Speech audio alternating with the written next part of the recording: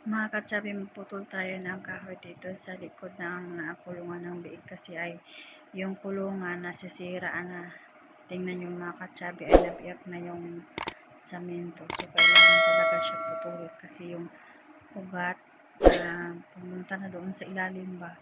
Kaya nagbiyak-biyak yung mga hollow block. So, kailangan talaga siya putulin para hindi siya mabiyak yung mga hollow block.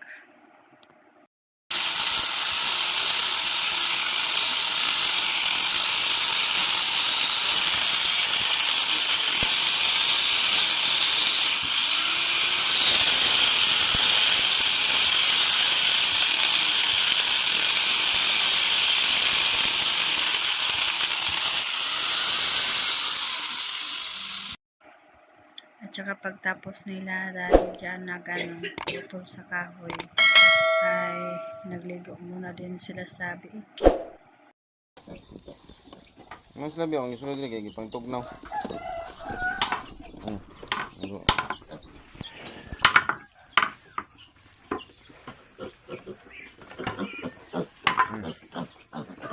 Dulit nga duliton jud oh.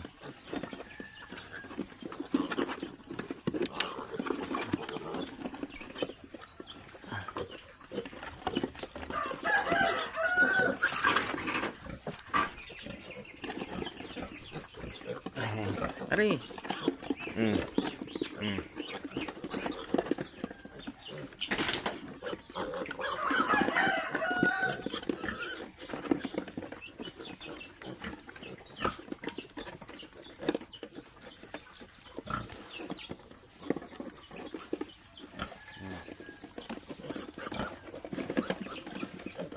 Kasi ay sobrang dumi.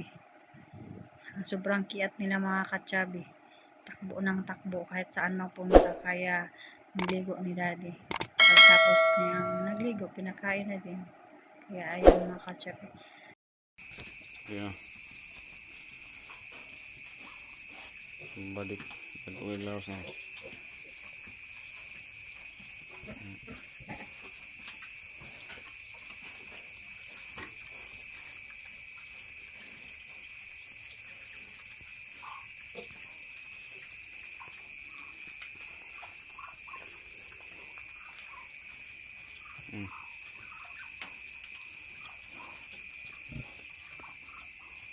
Lagi ka oh.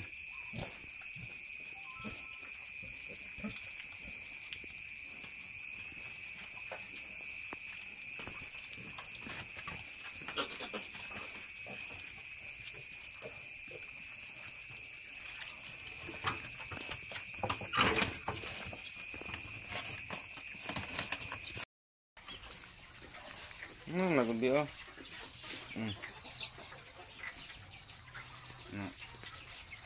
Dulit mo na.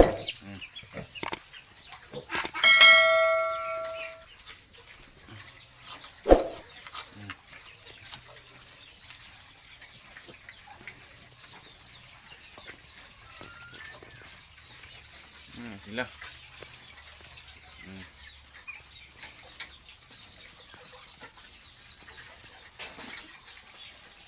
Yung kay lubot, yung kay lawas ba?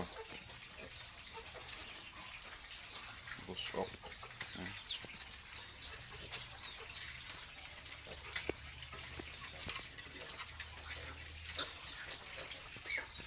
Isa natulog.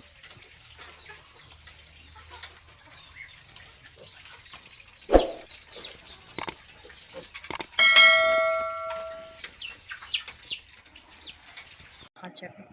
Yan lang po yung update ko for today. Thank you for watching. Bye bye. See you next vlog.